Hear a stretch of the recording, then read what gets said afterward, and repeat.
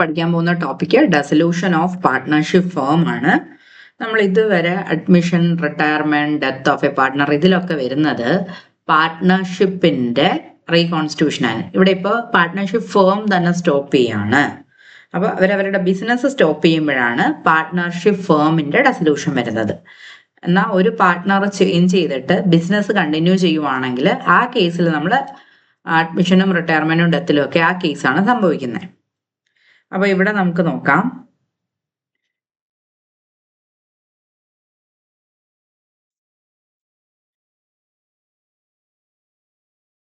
ഇതിൽ dissolution of a partner. അപ്പോൾ ഏതൊക്കെ കേസിലാണ് ഡെസൊല്യൂഷൻ ഓഫ് പാർട്ട്ണർഷിപ്പ്. അപ്പൊ ഏതൊക്കെ കേസിലാണ് പാർട്ട്ണർഷിപ്പ് ഡിസോൾവ് ആവുന്നതെന്നുള്ളത് നമ്മൾ ഓൾറെഡി പഠിച്ചു കഴിഞ്ഞു. Change in existing profit sharing ratio among partners, admission of a partner, പിന്നെ retirement of a partner, death of a partner, insolvency of a partner, completion of venture if partnership is formed for that, and expiry of the period of partnership if partnership for a specific period. ഒരു പ്രത്യേക വെഞ്ചറിന് വേണ്ടിയിട്ടാണ് നമ്മൾ പാർട്ട്ണർഷിപ്പിൽ enter ചെയ്തേക്കുന്നെങ്കിൽ ആ venture complete ആയി കഴിയുമ്പോൾ അവിടെ നമ്മുടെ partnership complete ആവും. അപ്പോൾ അങ്ങനെയാണ് നമ്മുടെ പാർട്ട്ണർഷിപ്പിന്റെ ഡെസൊല്യൂഷൻ വരുന്നത്. ഓക്കെ, അത് ഇതുവരെ നമ്മൾ നോക്കി ഡെസൊല്യൂഷൻ ഓഫ് പാർട്ട്ണർഷിപ്പ്. അത് ഇനി വരാൻ പോകുന്ന വെച്ചാൽ ഡെസൊല്യൂഷൻ ഓഫ് പാർട്ട്ണർഷിപ്പ് ഫേമാണ്. ഡെസൊല്യൂഷൻ ഓഫ് പാർട്ട്ണർഷിപ്പ് ഫേം എന്ന് പറയുമ്പോൾ അവരുടെ ബിസിനസ് തന്നെ അവർ സ്റ്റോപ്പ് ചെയ്യാണ്. ഓക്കെ, അപ്പം ഇതെന്ന് പറയുന്ന പല രീതിയിൽ സംഭവിക്കാം. ചിലപ്പോൾ എന്താ, കോടതി പറഞ്ഞിട്ട് ഓർഡർ ഓഫ് കോർട്ട് കാരണം നമുക്ക് ചിലപ്പം ഗവൺമെന്റ് ഇന്റർവെൻഷനോടുകൂടി ഒരു സ്റ്റോപ്പ് ചെയ്യാനുള്ള ഒരു സിറ്റുവേഷൻ വരും. അല്ലാന്നുണ്ടെങ്കിൽ എന്താ, ഡെസൊല്യൂഷൻ എന്ന് പറയുമ്പോഴത്തേക്കും ഇവര് അവരുടെ എഗ്രിമെന്റ് വെച്ചിട്ടോ എങ്ങനെയാന്ന് വെച്ചാൽ അങ്ങനെ ഡിസോൾവ് ചെയ്യും. അപ്പോൾ ഡെസൊല്യൂഷൻ ബൈ എഗ്രിമെന്റും ഉണ്ട്, പിന്നെ കമ്പൽസറി ഡെസൊല്യൂഷനും ഉണ്ട്.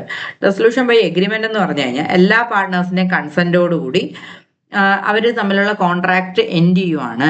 പാർട്ട്നേഴ്സ് തമ്മിലുള്ള കോൺട്രാക്ട്, ബിസിനസ് ഒരുമിച്ച് ചെയ്യാനുള്ള കോൺട്രാക്ട് ഫുള്ളായിട്ട് എൻഡ് ചെയ്യുവാണ്, അവരെ ബിസിനസ് സ്റ്റോപ്പ് ചെയ്യുകയാണ്. അപ്പോൾ അതാണ് ഡെസൊല്യൂഷൻ ബൈ എഗ്രിമെന്റിൽ വരുന്നത്. അപ്പൊ അതെന്ന് പറയുന്നത് എല്ലാ പാർട്ട്നേഴ്സിനെയും കൺസെന്റ് അതിലുണ്ടാവും, അതുപോലെ ഒരു എഗ്രിമെന്റും കാണും, അവർക്ക് കോൺട്രാക്ട് കാണും അവർ തമ്മിൽ. ഇനിയുള്ളത് കമ്പൽസറി ഡെസൊല്യൂഷൻ. കമ്പൽസറി ഡെസൊല്യൂഷൻ എന്ന് പറയുന്നത് a firm is dissolve compulsory in the following cases. ഒരു ഫേം കമ്പൽസറി ആയിട്ട് ഡിസോൾവ് ആവുന്ന ഈ പറയുന്ന കേസിൽ when all partners or but one partner become insolvent, rendering them incompetent to sign a contract. അതായത് എല്ലാ പാർട്ട്നേഴ്സും ഇൻസോൾവെന്റ് ആവുന്ന, അല്ലെ okay, all partners or all but one partner become insolvent. അതായത് ഒരാൾ ഇൻസോൾവെന്റ് ആയാലും മതി, പാർട്ട്ണർഷിപ്പിൽ ഒരാൾ ഇൻസോൾവെന്റ് ആയാലും മതി, കമ്പൽസറി ആയിട്ട് ഫേം ഡിസോൾവ് ചെയ്യേണ്ടി വരും. ഇനി when business of the firm become illegal, firm എന്തെങ്കിലും ഇല്ലീഗൽ ബിസിനസ് ചെയ്യുവാണെങ്കിലും ബിസിനസ് സ്റ്റോപ്പ് ചെയ്യേണ്ടതായിട്ട് വരും. പിന്നെ when some event has taken place which make it unlawful for the partners to carry on the business of the firm in partnership. അപ്പം എന്തെങ്കിലും event കാരണം അവർ ഒരുമിച്ച് business ചെയ്യുമ്പോൾ അത് അൺലോഫുൾ ആവുകയാണ്. ഓക്കെ, അതായത് രണ്ട് രാജ്യങ്ങൾ തമ്മിലാണ്. ഓക്കെ, എന്തെങ്കിലും ഒരു വാർ വല്ലതും ഡിക്ലെയർ ചെയ്ത് കഴിഞ്ഞാൽ പിന്നെ നമുക്കത് എനിമി കൺട്രിയാണ്, പിന്നെ അവരുമായിട്ട് നമുക്ക് ആ രാജ്യത്തുള്ള ഒരാളുമായിട്ട് നമുക്ക് പാർട്ട്ണർഷിപ്പ് പറ്റത്തില്ല. അപ്പൊ ആ കൺട്രിയിലുള്ള സിറ്റിസൺ എന്ന് പറയുമ്പോൾ പിന്നെ എനിമിയാണ്. അപ്പൊ ആ ഒരു കേസിൽ നമുക്ക് ഡെസൊല്യൂഷൻ വേണ്ടി വരും. പിന്നെ on happening of certain contingencies.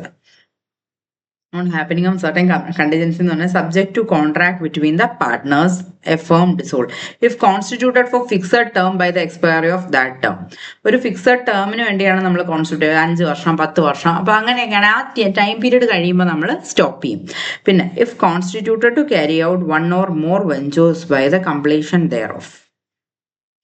അപ്പൊ ഒന്നോ അതിൽ കൂടുതലോ വെഞ്ചേഴ്സ് നമ്മൾ ഒരുമിച്ച് ചെയ്യാനായിട്ട് തീരുമാനിച്ചിട്ടുണ്ടായിരുന്നു, അത് കംപ്ലീറ്റ് ആവുമ്പോൾ നമുക്ക് ക്ലോസ് ഡൗൺ ചെയ്യാം, അങ്ങനെ വരും.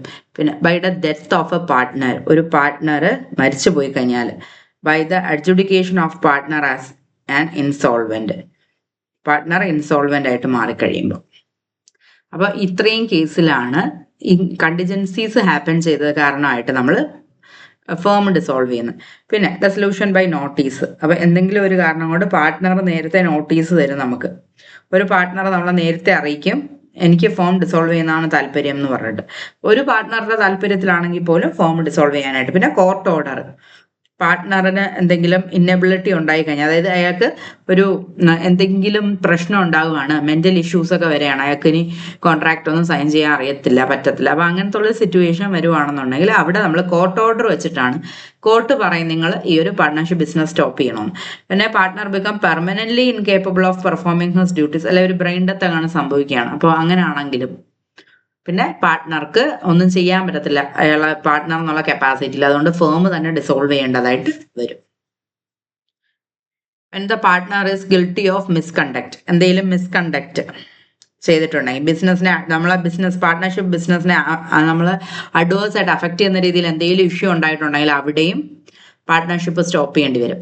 ഇനി when a partner persistently commits breach of partnership എഗ്രിമെന്റിൽ പറഞ്ഞിരിക്കുന്ന എന്തെങ്കിലും കാര്യം തെറ്റിച്ചിട്ടുണ്ടെങ്കിൽ നമ്മൾ പാർട്ട്ണർഷിപ്പ് ഫേം സ്റ്റോപ്പ് ചെയ്യും. when a partner has transferred the whole of his interest in the firm to third party, ഇപ്പോൾ ഒരു പാർട്ട്ണർ അയാളുടെ ഇൻട്രസ്റ്റ് മുഴുവൻ ഒരു തേർഡ് പാർട്ടിക്ക് ട്രാൻസ്ഫർ ചെയ്തു, ആ ഫേമിലുള്ള എല്ലാ ഇൻട്രസ്റ്റും തേർഡ് പാർട്ടിക്ക് ട്രാൻസ്ഫർ ചെയ്യുവാണ്. അങ്ങനെ ട്രാൻസ്ഫർ ചെയ്യണമെങ്കിൽ ആദ്യം ഫേം ഡിസോൾവ് ചെയ്യണം, അല്ലാതെ പറ്റത്തില്ല. when the business of the firm cannot be carried out except at a loss, ഒരു ലോസിലല്ലാതെ ഫേമിന് അതിന്റെ ബിസിനസ് മുന്നോട്ട് കൊണ്ടുപോകാൻ പറ്റുന്നില്ല. അപ്പൊ അങ്ങനെയുള്ള കേസിലാണെങ്കിലും ബിസിനസ് വൈൻഡ് അപ്പ് ചെയ്യണം. ഇനി when or any ground the court regard dissolution to be just equitable, അപ്പോൾ എന്തോ ഒരു കാര്യത്തിന് കോടതി വിചാരിക്കുന്നുണ്ട് ഇത് ഡിസോൾവ് ചെയ്യുന്നതാണ് നല്ലത്, അങ്ങനെയാണെങ്കിൽ ഫേം ഡിസോൾവ് ചെയ്യണം. ഇനി distinction between dissolution of partnership and partnership firm. അപ്പോൾ രണ്ടാണ്, അതാണ് ഞാൻ പറഞ്ഞത്. Termination of business, dissolution of partnership ആണെങ്കിൽ അവിടെ നമ്മൾ ബിസിനസ്സിനെ ടെർമിനേറ്റ് ചെയ്യത്തില്ല. ഇനി ഡെസൊല്യൂഷൻ ഓഫ് ഫേം ആണെങ്കിൽ the business of the firm is closed. Settlement of assets and liabilities, assets and liabilities നമ്മൾ സെറ്റിൽ ചെയ്യുവാണ്. അങ്ങനെയാണെങ്കിൽ അസറ്റ്സ് ആൻഡ് ലയബിലിറ്റീസ് നമ്മൾ റീവാല്യൂ ചെയ്ത് പുതിയ ബാലൻസസ് വെച്ചിട്ട് ബാലൻസ് ഷീറ്റ് പ്രിപ്പയർ ചെയ്യും. അത് ഡെസൊല്യൂഷൻ ഓഫ് പാർട്ട്ണർഷിപ്പ് ആണെങ്കിൽ മാത്രം. പക്ഷെ ഡെസൊല്യൂഷൻ ഓഫ് ഫേം ആണെങ്കിൽ അസറ്റ്സിനെ എല്ലാം സെയിൽ ചെയ്തിട്ട് ലയബിലിറ്റീസ് എല്ലാം പേ ഓഫ് ചെയ്യും. അവിടെ പിന്നെ പുതിയ ബാലൻസ് ഷീറ്റ് പ്രിപ്പറേഷൻ ഒന്നുമില്ല. ഇനി കോർട്ട് ഇന്റർവെൻഷൻ, കോർട്ട് എപ്പോഴാണ് ഇടപെടുന്നത്? പാർട്ട്ണർഷിപ്പ് ഡിസോൾവ് ചെയ്യുവാണെങ്കിൽ അവിടെ കോർട്ടിന് ഇന്റർവെൻഷന്റെ ആവശ്യമില്ല, കാരണം പിന്നെ അവർ റീകോൺസ്റ്റിറ്റ്യൂട്ട് ചെയ്ത് വീണ്ടും ബിസിനസ് കണ്ടിന്യൂ ചെയ്യാണ്. ഇനി ഫേം ഡിസോൾവ് ചെയ്യുവാണെന്നുണ്ടെങ്കിൽ അവിടെ ഒരു കോർട്ട് ഓർഡർ ഉണ്ടെങ്കിൽ ഫേം ഡിസോൾവ് ചെയ്യാനായിട്ട് ഓർഡർ ഇട്ട് കഴിഞ്ഞാൽ ഡിസോൾവ് ചെയ്തേ പറ്റത്തുള്ളൂ. ഇനി economic relationship between partners continue through in the changed form. അതായത് ആള് മാറിയെന്നേ ഉള്ളൂ, പക്ഷെ പാർട്ട്ണർഷിപ്പ് അവിടെ എക്സിസ്റ്റ് ചെയ്യുന്നുണ്ട്. ഓക്കെ, പാർട്ട്ണർഷിപ്പ് ഫേം അവിടെ എക്സിസ്റ്റ് ചെയ്യുന്നുണ്ട്. ഈ രണ്ടാമത്തെ കേസിൽ ഡെസൊല്യൂഷൻ ഓഫ് ഫേം ആണെങ്കിൽ economic relationship between the partners comes to an end. പാർട്ട്ണർഷിപ്പേ അവിടെ ഇല്ല ഇപ്പം. ഇനി ക്ലോഷർ ഓഫ് ബുക്ക് ആണെങ്കിൽ do not require because business is not terminated. Books close ചെയ്യേണ്ട. ഡെസൊല്യൂഷൻ ഓഫ് പാർട്ട്ണർഷിപ്പിൽ ബുക്ക് നമ്മൾ ഫുൾ ആയിട്ട് ക്ലോസ് ചെയ്യില്ല, നമ്മൾ എന്ത് ചെയ്യുക, അഡ്ജസ്റ്റ് ചെയ്തിട്ട് പുതിയ ബാലൻസ് ഷീറ്റ് എല്ലാം വരയ്ക്കും. പക്ഷേ ഡെസൊല്യൂഷൻ ഓഫ് ഫേം ആണെങ്കിൽ ബുക്സ് നമ്മൾ കംപ്ലീറ്റ് ആയിട്ട് ക്ലോസ് ചെയ്യും. ഓക്കെ, പുതിയ ബാലൻസ് ഷീറ്റ് ഒന്നും ഉണ്ടാകത്തില്ല അവിടെ. പിന്നെ നമുക്ക് വേണ്ടത് സെറ്റിൽമെന്റ് ഓഫ് അക്കൗണ്ട്സ്. അപ്പൊ നമ്മൾ എങ്ങനെ അക്കൗണ്ട്സ് സെറ്റിൽ ചെയ്യും, നമ്മളെ ഫേം ഡെസൊല്യൂഷനിൽ എങ്ങനെ അക്കൗണ്ട്സ് സെറ്റിൽ ചെയ്യാന്നുള്ള rules section 48 of the partnership act 1932 section 48 പറഞ്ഞിട്ടുള്ളത്. ട്രീറ്റ്മെന്റ് ഓഫ് ലോസസ് എങ്ങനെയാണെന്ന് വെച്ചാൽ losses including deficiencies of capital shall be paid. അപ്പൊ ലോസസ് എല്ലാം നമ്മൾ പേ ഓഫ് ചെയ്യണം. ആദ്യം നമ്മൾ പ്രോഫിറ്റിൽ നിന്ന് പേ ഓഫ് ചെയ്യും, പിന്നെ next out of capital of partners, പിന്നെ പ്രോഫിറ്റ് തികഞ്ഞില്ലെങ്കിൽ പാർട്ട്നേഴ്സിന്റെ ക്യാപിറ്റലിൽ നിന്ന്, and lastly if necessary by partners individually in their profit sharing ratio. അവസാനം പിന്നെയും തികയാതെ വരുവാണെങ്കിൽ പാർട്ട്നേഴ്സ് കൊണ്ടുവരണം ഫണ്ട്, അത് അവരുടെ പ്രോഫിറ്റ് ഷെയറിംഗ് റേഷ്യോയിൽ അവർ കൊണ്ടുവരണം. Any application of assets. The assets of the firm, including any sum contributed by the partner to make up the deficiencies of capital, shall be applied in the following manner. ഈ ഒരു ഓർഡറിലായിരിക്കും നമ്മൾ അസറ്റ്സിന് apply ചെയ്യുന്നത്, payment ചെയ്യാൻ വേണ്ടി. In paying the debt of the firm to the third party. ആദ്യം firm third പാർട്ടിക്ക് കൊടുക്കാനുള്ള debt മുഴുവനും നമ്മൾ കൊടുത്തു തീർക്കും, ഔട്ട്സൈഡേഴ്സിന് കൊടുക്കാനുള്ള ഡെറ്റ് മുഴുവനും കൊടുത്തു തീർക്കും. പിന്നെ in paying each partner proportionately what is due to him or her from firm for advance as distinguished from the capital. പിന്നെ കൊടുക്കുന്നത് ഔട്ട്സൈഡ് ലയബിലിറ്റീസ് മൊത്തം കൊടുത്തു തീർന്നാൽ കഴിഞ്ഞാൽ പിന്നെ പാർട്ട്ണറുടെ ലോൺ ഉണ്ടെങ്കിൽ അതാണ് അടുത്ത കൊടുക്കേണ്ടത്, അപ്പൊ അതും കൊടുക്കുക. ഇനി in paying to each partner proportionately what is due to him on account. അടുത്തത് ഇപ്പൊ ഔട്ട്സൈഡ് ലയബിലിറ്റിയും കൊടുത്തു കഴിഞ്ഞു, പാർട്ട്ണറുടെ ലോണും കൊടുത്തു കഴിഞ്ഞു, അടുത്ത നമ്മൾ പേയ്മെന്റ് ചെയ്യേണ്ടത് അവരുടെ ക്യാപിറ്റൽസ് ആണ്, അവരുടെ ക്യാപിറ്റൽ അക്കൗണ്ടിൽ അവർക്ക് എത്ര എമൗണ്ട് കൊടുക്കാനുണ്ടെന്നുള്ളത്. The residue if any shall be divide among the partners in the profit sharing ratio. ഇതെല്ലാം കൊടുത്തിട്ട് പിന്നെയും നമ്മൾ അസറ്റ്സ് സെയിൽ ചെയ്തിട്ട് എമൗണ്ട് കിട്ടിയത് ബാക്കി ഉണ്ടെങ്കിൽ പാർട്ട്നേഴ്സിന് അവരുടെ പ്രോഫിറ്റ് ഷെയറിംഗ് റേഷ്യോയിൽ അത് ഷെയർ ചെയ്ത് എടുക്കാൻ പറ്റും. Okay, private debt and firms debt. അപ്പോൾ private ഡെറ്റും ഫേമിന്റെ ഡെറ്റും, where both the debt of the firm and the private debt of a partner coexist, the following rules are stated in section 49 of the act shall apply. അപ്പോൾ ഇവിടെ നമ്മളോട് പറയുന്നത് നമുക്ക് private debt എന്ന് പറഞ്ഞാൽ നമ്മുടെ ഫേമിന്റെ ഡെറ്റും അതേപോലെ ഒരു പാർട്ട്ണറുടെ ഡെറ്റും, അപ്പൊ രണ്ടിനെ നമ്മൾ എങ്ങനെ ട്രീറ്റ് ചെയ്യുന്നതാണ്. The property of the firm shall be applied first in the payment of the debt of the firm. അപ്പൊ ആദ്യം ഫേമിന്റെ പ്രോപ്പർട്ടി എന്ത് ചെയ്യും? ഫേമിന്റെ പ്രോപ്പർട്ടി ഫേമിന്റെ ഡെറ്റ് തീർക്കാൻ വേണ്ടിയായിരിക്കും ആദ്യം നമ്മൾ ഉപയോഗിക്കുന്നത്. അത് കഴിഞ്ഞ് സർപ്ലസ് ഉണ്ടെങ്കിൽ മാത്രമേ ഉള്ളൂ പാർട്ട്ണറുടെ ഡെറ്റ് തീർക്കാൻ വേണ്ടിയിട്ട് നമ്മളത് യൂസ് ചെയ്യുന്നത്. പാർട്ട്ണറുടെ പ്രൈവറ്റ് ലയബിലിറ്റി തീർക്കാൻ വേണ്ടി നമ്മളത് യൂസ് ചെയ്യുന്നത്. അതെന്ന് വെച്ചാൽ പ്രോപ്പർട്ടി ഫേമിന്റെ ആണെങ്കിൽ. ഇനി private property of any particular partner shall be applied first in the payment of his private debt. ഇനി ഏതെങ്കിലും ഒരു പാർട്ട്ണർക്കാണ് ലയബിലിറ്റി ഉള്ളതെങ്കിൽ ആ പാർട്ട്ണറുടെ പ്രോപ്പർട്ടിയാണ് അത് പേ ഓഫ് ചെയ്യാൻ യൂസ് ചെയ്യുന്നതെങ്കിൽ ആദ്യം ആ പ്രൈവറ്റ് പ്രോപ്പർട്ടി, ആ പ്രൈവറ്റ് ഡെറ്റ്, പാർട്ട്ണറുടെ പ്രൈവറ്റ് ഡെറ്റ് ക്ലോസ് ചെയ്യാൻ വേണ്ടി ആദ്യം ഉപയോഗിക്കാം. പിന്നെ സർപ്ലസ് ഉണ്ടെങ്കിൽ മാത്രം ഫേമിന്റെ ലയബിലിറ്റി മീറ്റ് ചെയ്യാൻ വേണ്ടിയിട്ട് ഉപയോഗിക്കാം. ഓക്കെ, പ്രൈവറ്റ് പ്രോപ്പർട്ടി, നമ്മുടെ പാർട്ട്ണറുടെ പ്രൈവറ്റ് പ്രോപ്പർട്ടി എന്ന് പറയുമ്പോൾ അതിനകത്ത് അയാളുടെ വൈഫിന്റെയോ ചിൽഡ്രന്റെയോ ആരുടെയും പ്രോപ്പർട്ടീസ് ഒന്നും ഇൻക്ലൂഡ് ചെയ്യത്തില്ല. അയാളുടെ പേരിലുള്ള പ്രോപ്പർട്ടി മാത്രമേ ഇൻക്ലൂഡഡ് ആവത്തുള്ളൂ. ഓക്കെ, അപ്പൊ അസറ്റ്സിന്റെ ലയബിലിറ്റി പേ ഓഫ് ചെയ്യാൻ വേണ്ടി നമ്മുടെ അസറ്റിന് കഴിഞ്ഞില്ല, നമ്മൾ സെയിൽ ചെയ്ത അസറ്റ്സ് കൊണ്ട് പറ്റിയില്ല എന്നുണ്ടെങ്കിൽ പാർട്ട്നേഴ്സ് കോൺട്രിബ്യൂട്ട് ചെയ്യേണ്ടി വരും അവരുടെ പ്രൈവറ്റ് അസറ്റ്സിൽ നിന്ന്. അവരുടെ പ്രൈവറ്റ് അസറ്റ്സിൽ നിന്ന് അവരുടെ പ്രൈവറ്റ് ലയബിലിറ്റീസ് കൊടുത്ത് തീർത്തിട്ട് ബാക്കി എമൗണ്ട് പാർട്ട്ണർഷിപ്പിന്റെ ലോൺ അടച്ചു തീർക്കാൻ വേണ്ടിയിട്ട്, അതായത് അവരുടെ പാർട്ട്ണർഷിപ്പിന്റെ ലയബിലിറ്റീസ് മീറ്റ് ചെയ്യാൻ വേണ്ടിയിട്ട് പാർട്ട്ണർ തരേണ്ടതായിട്ട് വരും.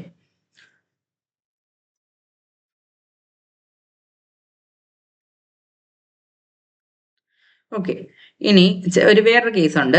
ഒരു പാർട്ട്ണർക്ക് ഡെഫിഷ്യൻസി കോൺട്രിബ്യൂട്ട് ചെയ്യാൻ പറ്റിയില്ല. In the context of settlement of accounts among partners, there is still another important aspect to be noted when a partner is unable to contribute towards deficiency of his capital. അപ്പൊ അങ്ങനെയാണെങ്കിൽ നമ്മൾ എന്ത് ചെയ്യും? ഒരു partner insolvent ആയി പോയി. അപ്പൊ അതിന് നമുക്ക് എന്താ, അത് റിക്കവറബിൾ അല്ല, ആ എമൗണ്ട് ലോസ് ആണ് ഫേമിന്, ആ എമൗണ്ട് നമുക്ക് റിക്കവറബിൾ അല്ല. അപ്പോൾ എഗ്രിമെന്റ് ഒന്നും ഇല്ലാന്നുണ്ടെങ്കിൽ ആ ലോസ് എന്തോ ചെയ്യും? റിമൈനിങ് പാർട്ട്നേഴ്സ് ഷെയർ ചെയ്തെടുക്കണം. ഓക്കെ, സോൾവെന്റ് പാർട്ട്നേഴ്സ് വേണം ഇൻസോൾവെന്റ് പാർട്ട്ണറുടെ ആ ഒരു ലോസ് ബെയർ ചെയ്യാനായിട്ട്. അപ്പൊ അയാൾ കൊണ്ടുവരാൻ പറ്റാത്ത ഫണ്ട് ഇവർ ഈക്വൽ ആയിട്ട് കൊണ്ടുവരണം. ഓക്കെ, ഗാർണർ വേഴ്സസ് മുറേ എന്ന് പറയുന്ന ഒരു കേസ് ലോ ആണ് ഇവിടെ അപ്ലൈ ചെയ്യുന്നത്. അപ്പോൾ അക്കൗണ്ടിങ് ട്രീറ്റ്മെന്റ് എന്ന് പറയുന്നത്, അപ്പൊ അയാളുടെ ലോസ് എന്ത് ചെയ്യണം? ഇവരെ ഈക്വൽ ആയിട്ട് ബെയർ ചെയ്തെടുക്കും. അപ്പൊ ഇൻസോൾവെന്റ് ആവുകയാണെങ്കിൽ നമ്മൾ അങ്ങനെയാണ് ചെയ്യുന്നത്, എഗ്രിമെന്റ് ഇല്ല എന്നുണ്ടെങ്കിൽ. ഇനി അക്കൗണ്ടിങ് ട്രീറ്റ്മെന്റ്. അപ്പൊ അക്കൗണ്ടിങ് ട്രീറ്റ്മെന്റ് എന്ന് വെച്ചാൽ ഡെസൊല്യൂഷൻ ഓഫ് എ ഫേം ആണ് നമ്മൾ ആദ്യം പ്രിപ്പയർ ചെയ്യുന്ന അക്കൗണ്ട് എന്ന് പറയുന്നത് റിയലൈസേഷൻ അക്കൗണ്ട് ആണ്. അപ്പൊ ആദ്യം നമ്മൾ ഇവിടെ ചെയ്യുന്നത് എന്താണെന്ന് വെച്ചാൽ ബാലൻസ് ഷീറ്റിൽ നിന്നുള്ള അസറ്റുകളെല്ലാം ഡെബിറ്റ് സൈഡിലോട്ട് കൊണ്ടുവരും. ഓക്കെ, അസറ്റുകളെല്ലാം ഡെബിറ്റ് സൈഡിലോട്ട് കൊണ്ടുവരുന്നത് ഇവിടം വരെ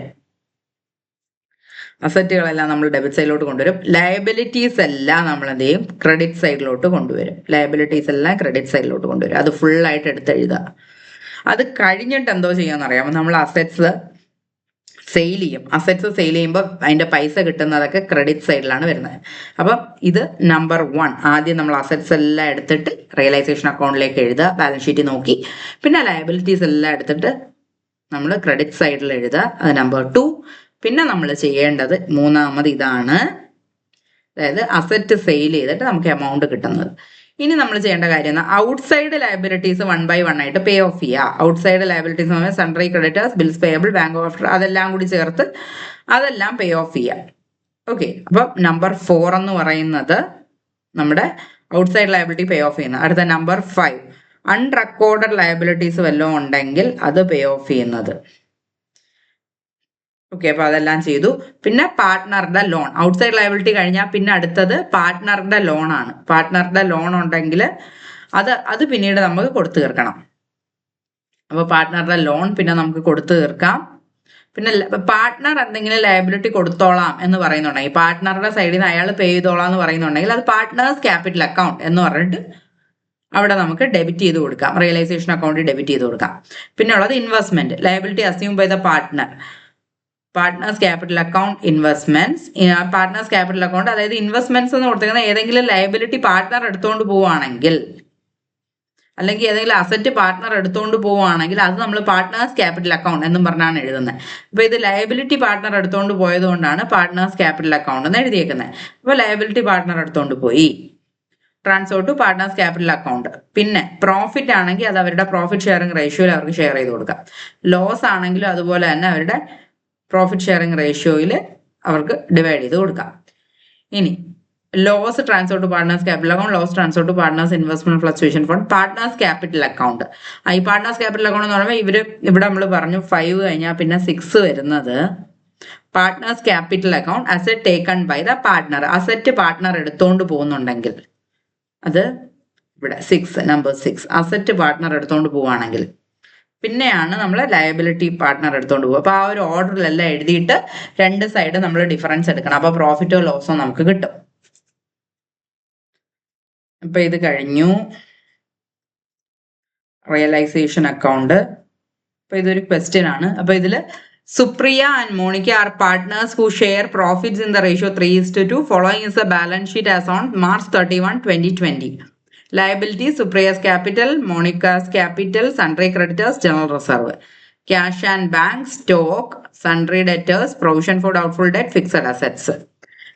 The firm was dissolved on March 31, 2020. Close the books of the firm with the following information. Debtors realized at a discount of 5%. Stock realized at rupees 7,000. Fixed asset realized 42,000. Realization expense rupees 1,500. Creditors are paid in full. Record necessary journal entries at the time of dissolution of a firm. ഇപ്പോൾ journal entries എഴുതാൻ നമുക്ക് അധികം പ്രയാസം ഉണ്ടാകത്തില്ല. കാരണം നമ്മൾ ആദ്യം എഴുതേണ്ട എങ്ങനെയാ, എല്ലാ അസറ്റും റിയലൈസേഷൻ അക്കൗണ്ട് ഡെബിറ്റ് സൈഡിലോട്ട് കൊണ്ടുപോകണം.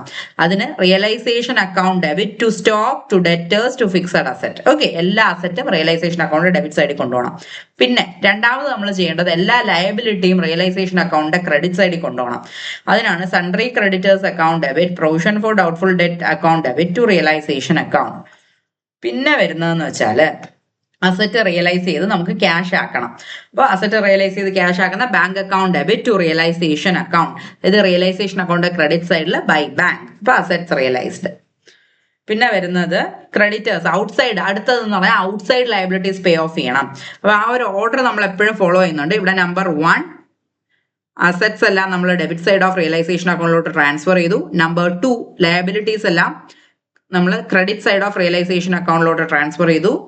പിന്നെ bank account debit to realisation account. അസറ്റിന്റെ വാല്യൂ നമുക്ക് റിയലൈസ് ചെയ്ത് കിട്ടി, അസറ്റ് സെയിൽ ചെയ്തപ്പോൾ, അത് മൂന്നാമത്തത്.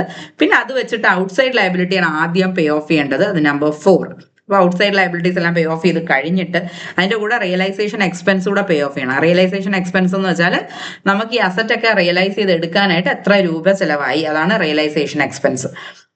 അപ്പൊ അതും കൂടി കൺസിഡർ ചെയ്യണം. പിന്നെ realisation account debit to Supriya's capital account to Monica's capital account. അപ്പൊ ഇവിടെ നമ്മൾ റിയലൈസേഷൻ പ്രോഫിറ്റ് എന്ന് പറയുന്നത് പാർട്ട്ണറിന്റെ ക്യാപിറ്റൽ അക്കൗണ്ടിലോട്ട് ട്രാൻസ്ഫർ ചെയ്യും. നമ്മൾ റിയലൈസേഷൻ അക്കൗണ്ട് ഡെബിറ്റിലും ക്രെഡിറ്റിലും ഡിഫറൻസ് എടുക്കുമ്പോഴാണ് നമുക്ക് ബാലൻസ് അറിയാൻ പറ്റുന്നത്. അപ്പൊ ആ ഒരു ഡിഫറൻസ് എമൗണ്ട് നമ്മൾ റിയലൈസേഷൻ പ്രോഫിറ്റിലോട്ട് അല്ലെങ്കിൽ ലോസിലോട്ട് മാറ്റും. അപ്പൊ പ്രോഫിറ്റ് ആണെങ്കിൽ റിയലൈസേഷൻ അക്കൗണ്ട് ഡെബിറ്റ് സൈഡിൽ to partners capital account, loss ആണെങ്കിൽ റിയലൈസേഷൻ അക്കൗണ്ട് ക്രെഡിറ്റ് സൈഡിൽ പോകും. ഇനി നമ്മൾ ചെയ്യാൻ പോകുന്നത് വെച്ചാൽ ജനറൽ റിസർവ്. ജനറൽ റിസർവ് പാർട്ട്നേഴ്സിന് അവരുടെ പാർട്ട്നേഴ്സ് ക്യാപിറ്റൽ അക്കൗണ്ടിൽ അവർക്ക് ഷെയർ ചെയ്ത് കൊടുക്കാൻ പറ്റും. അപ്പൊ അതില് ജനറൽ റിസർവ് നമ്മൾ ഷെയർ ചെയ്ത് കൊടുക്കുന്ന അവരുടെ പ്രോഫിറ്റ് ഷെയറിംഗ് റേഷ്യോയിലാണ്. Profit in realisation transfer to partners capital account. അപ്പൊ general reserve account debit to Supriya's capital account to Monica's capital account. ഇവിടെ നമ്മൾ ചെയ്യുന്നതെന്ന് വെച്ചാൽ ഇവരുടെ ക്യാപിറ്റൽ അക്കൗണ്ടിലാണ് റിസർവ് മാത്രം നമ്മൾ എന്ത് ചെയ്യത്തില്ല, ബാലൻസ് ഷീറ്റിൽ നിന്ന് റിയലൈസേഷൻ അക്കൗണ്ടിലോട്ട് ട്രാൻസ്ഫർ ചെയ്യത്തില്ല. പാർട്ട്നേഴ്സിന് ഷെയർ ചെയ്ത് കൊടുക്കാനുള്ള റിസർവോ പ്രോഫിറ്റ് ആൻഡ് ലോസിന്റെ അതായത് പ്രോഫിറ്റ് ആയിട്ടുള്ള ബാലൻസോ വല്ലതും ഉണ്ടെന്നുണ്ടെങ്കിൽ അതൊക്കെ ഡയറക്റ്റ് നമ്മുടെ പാർട്ട്നേഴ്സ് ക്യാപിറ്റൽ അക്കൗണ്ടിൽ കൊണ്ടുവന്നിട്ടാണ് ട്രാൻസ്ഫർ ചെയ്ത് കൊടുക്കുന്നത് പ്രോഫിറ്റ് ഷെയറിംഗ് റേഷ്യോയിൽ. അതുകൊണ്ടാണ് general reserve account debit to partners capital account എന്ന് നമ്മളിവിടെ എഴുതിയത്. ഇനി ഫൈനൽ അക്കൗണ്ട്സ്, പാർട്ട്നേഴ്സിന്റെ ക്യാപിറ്റലൊക്കെ നമ്മൾ തിരിച്ചു കൊടുക്കുന്നതാണ് partners capital account debit to bank. Final due pay off ചെയ്യുന്നത് പാർട്ട്നേഴ്സിന്റെ. അപ്പൊ ഇവിടെ റിയലൈസേഷൻ അക്കൗണ്ടിൽ ആദ്യം നമ്മൾ എല്ലാ അസറ്റും ഇതിലേക്ക് ട്രാൻസ്ഫർ ചെയ്തു എക്സെപ്റ്റ് ജനറൽ റിസർവ് അല്ല, എല്ലാ അസറ്റും നമ്മൾ ഇതിലോട്ട് ട്രാൻസ്ഫർ ചെയ്യണം. അസറ്റ് ഫുൾ ആയിട്ട് ഇങ്ങോട്ട് ട്രാൻസ്ഫർ ചെയ്യണം. Stock, debtors, fixed asset. അപ്പൊ സ്റ്റോക്കും ഡെറ്റേഴ്സും ഫിക്സഡ് അസറ്റും നമ്മൾ ട്രാൻസ്ഫർ ചെയ്തു. ഇതിനകത്ത് ക്യാഷും ബാങ്കും മാത്രം ട്രാൻസ്ഫർ ചെയ്യേണ്ട, കാരണം നമ്മൾ റിയലൈസേഷന്റെ കേസിൽ സെപ്പറേറ്റ് ആയിട്ട് ക്യാഷ് ഓർ ബാങ്ക് അക്കൗണ്ട് വരയ്ക്കാറുണ്ട്. അതുകൊണ്ടാണ് ക്യാഷ് ഓർ ബാങ്ക് അക്കൗണ്ട് നമ്മൾ ട്രാൻസ്ഫർ ചെയ്യാത്തത്. പിന്നെ പ്രൊവിഷൻ ഫോർ ഡൗട്ട്ഫുൾ ഡെറ്റ് നമ്മൾ ശരിക്കും അസറ്റ് സൈഡ് ഡെറ്റേഴ്സിൽ നിന്ന് ലെസ് ചെയ്ത് കാണിക്കുന്നത്, പക്ഷെ അതൊരു ലയബിലിറ്റി ആയതുകൊണ്ടാണ് നമ്മൾ ഇവിടെ റിയലൈസേഷൻ അക്കൗണ്ട് ക്രെഡിറ്റിൽ അത് കാണിക്കുന്നത്. പിന്നെ എല്ലാ ലയബിലിറ്റി ഔട്ട്സൈഡ് ലയബിലിറ്റീസും നമ്മൾ ക്രെഡിറ്റ് സൈഡിൽ എടുത്ത് എഴുതണം. അപ്പൊ സൺട്രി ക്രെഡിറ്റേഴ്സ് അത് നമ്മളിവിടെ എടുത്ത് എഴുതിയിട്ടുണ്ട്. ഇപ്പോൾ ഇനി അതല്ല, ഇനി ഔട്ട്സൈഡ് ലയബിലിറ്റി നമ്മൾ പേ ഓഫ് ചെയ്യണം അടുത്തത്. അപ്പോൾ ഔട്ട്സൈഡ് ലയബിലിറ്റി പേ ഓഫ് ചെയ്യുന്നതിന് മുമ്പ് നമ്മുടെ അസറ്റ്സ് എല്ലാം റിയലൈസ് ചെയ്ത് നമുക്ക് ക്യാഷ് ആക്കി മാറ്റണം. അപ്പൊ അതാണ് by bank, debtors, stock, fixed asset. ഇതൊക്കെ എത്ര രൂപ റിയലൈസ് ചെയ്തു എന്നുള്ളത് നമ്മുടെ അഡ്ജസ്റ്റ്മെന്റിൽ പറഞ്ഞിട്ടുണ്ടായിരിക്കും. അഡ്ജസ്റ്റ്മെന്റിൽ debtors realised at a discount of 5%. അപ്പോൾ ആദ്യം ആ ബാലൻസ് ഷീറ്റിലുള്ള ഡെറ്റേഴ്സിന്റെ 5% കണ്ടുപിടിക്കണം. ഓക്കെ, അപ്പൊ 21,000 ഇൻറ്റു 5%. അതിന്റെ എന്നിട്ട് ആ 21,000 ആ 5% മൈനസ് ചെയ്യണം. ആ ബാലൻസ് എമൗണ്ട് ആയിരിക്കും നമ്മൾ റിയലൈസ് ചെയ്തിട്ടുണ്ടാവുക. അപ്പൊ അത് എടുത്ത് എഴുതുക, ഇന്നർ കോളത്തിൽ എഴുതുക. പിന്നെ സ്റ്റോക്ക് റിയലൈസ് 7,000, അതും എടുത്ത് ഇന്നർ കോളത്തിൽ എഴുതുക. Fixed asset realise 42,000. അപ്പോൾ ഫിക്സഡ് അസറ്റ്സ് 42,000 സെയിൽ ചെയ്തു, അത് നമ്മൾ ഇന്നർ കോളത്തിൽ എഴുതുക. Realisation expense 1,500. ഇപ്പൊ റിയലൈസേഷൻ നടത്താൻ വേണ്ടി നമുക്ക് മൊത്തം 1,500 റുപ്പീസ് ചിലവായി. പിന്നെ creditors are paid in full, ക്രെഡിറ്റേഴ്സിന്റെ ഫുൾ എമൗണ്ട് പേ ചെയ്തു. അപ്പൊ ഇത്രയും ഡീറ്റെയിൽസ് നമുക്കുണ്ട്. അപ്പൊ അസറ്റ്സ് സെയിൽ ചെയ്ത വാല്യൂ എല്ലാം നമുക്ക് അഡ്ജസ്റ്റ്മെന്റ് തന്നിട്ടുണ്ട്. അപ്പൊ ആ വാല്യൂസ് എല്ലാം കൂടി എടുത്ത് ഇന്നർ കോളത്തിൽ എഴുതി ആഡ് ചെയ്ത് ഔട്ടർ കോളത്തിലോട്ട് കാണിക്കണം. അത് കഴിഞ്ഞിട്ട് നമ്മളോട് പറഞ്ഞിട്ടുണ്ട് റിയലൈസേഷൻ എക്സ്പെൻസ് ചിലവായി. റിയലൈസേഷൻ എക്സ്പെൻസ് നമ്മൾ റിയലൈസേഷൻ അക്കൗണ്ട് ഡെബിറ്റ് സൈഡിലാണ് കാണിക്കുന്നത്. പിന്നെ profit transfer to partners capital account. പിന്നെ നമ്മൾ എന്ത് ചെയ്യും? പിന്നെ ഒരു കാര്യം കൂടെ നമ്മുടെ അഡ്ജസ്റ്റ്മെന്റ് പറഞ്ഞിട്ടുണ്ട്, ക്രെഡിറ്റേഴ്സ് പെയ്ഡ് ഇൻ ഫുൾ എന്ന്. അതായത് ക്രെഡിറ്റേഴ്സിന്റെ ഫുൾ എമൗണ്ട് പേ ചെയ്തെന്ന്. അപ്പൊ എന്ത് ചെയ്യുമെന്ന് വെച്ചാൽ ആ ഫുൾ എമൗണ്ട്, ആ 48,000 എന്ന് പറയുന്ന ബാലൻസ് ഷീറ്റിൽ കാണിച്ചിരുന്ന ഫിഗർ, ഈ സെയിം ഫിഗർ, സെയിം എമൗണ്ട് എന്ത് ചെയ്യും? ഫുൾ ആയിട്ട് പേ ഓഫ് ചെയ്യാം ടു ബാങ്ക്, ക്രെഡിറ്റേഴ്സും റിയലൈസേഷൻ എക്സ്പെൻസും. അപ്പൊ അത് കഴിഞ്ഞു. പിന്നെ പ്രോഫിറ്റ് ആണോ ലോസ് ആണോ എന്ന് രണ്ട് സൈഡ് നമ്മൾ ടോട്ടൽ ചെയ്തിട്ട് മൈനസ് ചെയ്ത് ഡിഫറൻസ് എടുത്ത് നോക്കണം. എന്നിട്ട് ഏത് സൈഡിലാണോ ബാലൻസ് കുറവ് അവിടെ എഴുതണം. ഡെബിറ്റ് സൈഡിലാണ് ബാലൻസ് വരുന്നെങ്കിൽ നമുക്ക് അവിടെ പ്രോഫിറ്റ്, ക്രെഡിറ്റ് സൈഡിൽ ബാലൻസ് വന്നാൽ ലോസ്. അപ്പൊ ഇവിടെ പ്രോഫിറ്റ് ആണ്. പ്രോഫിറ്റ് അവരുടെ പ്രോഫിറ്റ് ഷെയറിംഗ് റേഷ്യോയിൽ പാർട്ട്നേഴ്സിന് ട്രാൻസ്ഫർ ചെയ്ത് കൊടുക്കാം. ഇനി ഇത് കഴിഞ്ഞാൽ പിന്നെ നെക്സ്റ്റ് നമ്മൾ പ്രിപ്പയർ ചെയ്യുന്നതാണ് partners capital account. Partners capital അക്കൗണ്ടിൽ നമുക്ക് പാർട്ട്നേഴ്സിന്റെ ഓപ്പണിംഗ് ബാലൻസ് ആദ്യം എഴുതണം. അപ്പോൾ ഓപ്പണിംഗ് ബാലൻസ് എഴുതുമ്പോഴത്തേക്കും നമ്മുടെ ബാലൻസ് ഷീറ്റിൽ വന്ന ആ ബാലൻസസ് ആയിരിക്കും നമ്മൾ കൺസിഡർ ചെയ്യുക. അത് കഴിഞ്ഞിട്ട് റിസർവ് ഫണ്ട് അവരുടെ പ്രോഫിറ്റ് ഷെയറിംഗ് റേഷ്യോയിൽ ഡിവൈഡ് ചെയ്ത് കൊടുക്കണം.